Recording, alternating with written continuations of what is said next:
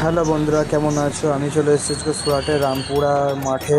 তো প্রথমেই তোমাদের জানাই সুরাট থেকে দুর্গাপুজোর আন্তরিক শুভেচ্ছা ও অভিনন্দন ও ভালোবাসা।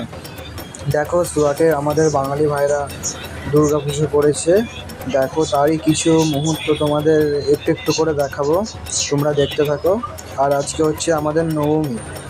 তো নবমীতে আজকে কিছু রাত্রিবেলা খাওয়া দাওয়ার আয়োজন করেছে, যেখানে আছে খিচুড়ি, পুঁই শাকের তরকারি, পায়েস। তো তোমরা যারা যারা খেতে চাও তাহলে চলে আসো নবমীর রাতে। তো আমাদের দেখো, তো আমরা এবার বসবো খেতে।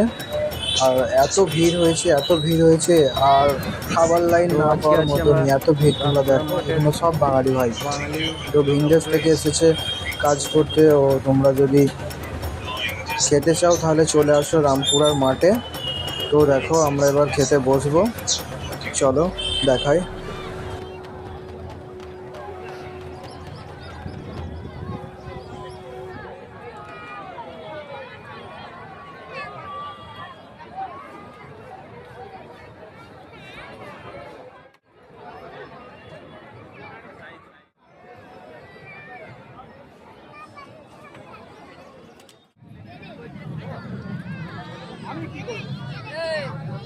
তো বন্ধুরা, আমরাও খেতে বসে গেছি। আর আমাদেরও খিচুড়ি দিয়ে দিয়েছে। চলো খিচুড়িটা দেখো। এখন খিচুড়ি দিয়েছে, এখনও কিছু আর দিইনি।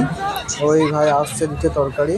তো তরকারি নিয়ে খিচুড়িটা এখন আস্তে আস্তে খেতে হবে। তো তোমরা দেখো, আমাদের খিচুড়ি খাওয়া হয়ে গেছে, আমরা হাতটা ধুয়ে চলে এসেছি। আর দেখো,